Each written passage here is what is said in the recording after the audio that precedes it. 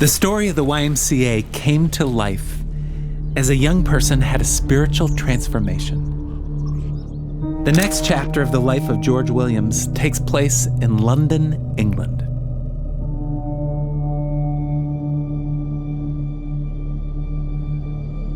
This 19-year-old young man was filled with new hope and new joy and a new mission for his life: to help shine the light that he had found into the darkness of this world. And London was a dark place.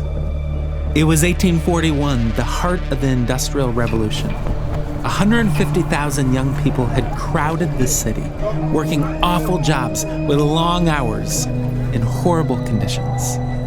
And George took a job at Hitchcock and Rogers, a drape factory in the courtyard of St. Paul's Cathedral.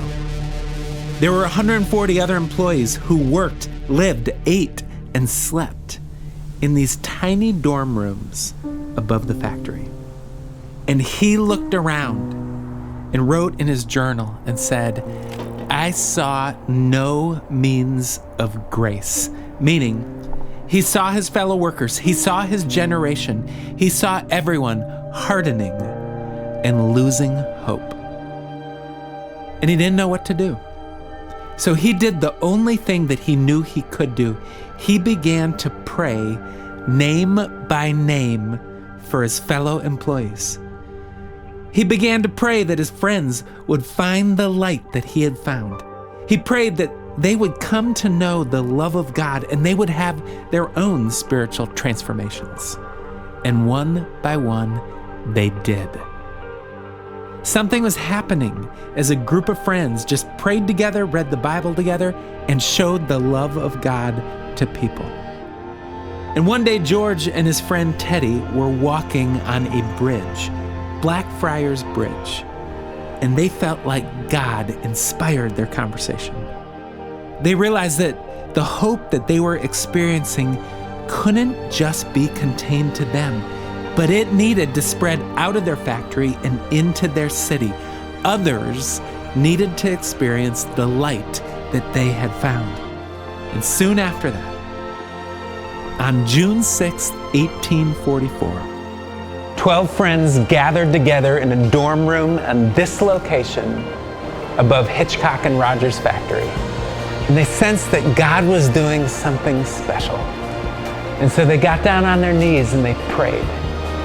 And one of the friends said, "We should call ourselves something. We should name our movement." And so they chose the name, the Young Men's Christian Association. From its beginning, in this place, inspired of God, the association grew to encompass the world. Something amazing was happening. There was this hope that was growing, and person after person after person was being transformed by the love of Jesus. And after a little while, they outgrew that little room in the factory, and they had to move down the street to this local coffee house. And then they outgrew the coffee house. There was a movement that was beginning, and they moved across the street to a local pub called Radley's Hotel and Pub. And a movement was growing. There was light that was shining in the darkness, and London was being transformed. The YMCA began because a group of friends believed that the life and teachings of Jesus could heal their broken world. A couple centuries later, we again see a broken and hurting world. But there is a movement dedicated to shining out the love of God. There is a movement dedicated to transforming lives, transforming families, transforming cities. Would you pray for us? Would you join us? And one day, 14,000 lighthouses will light up the world.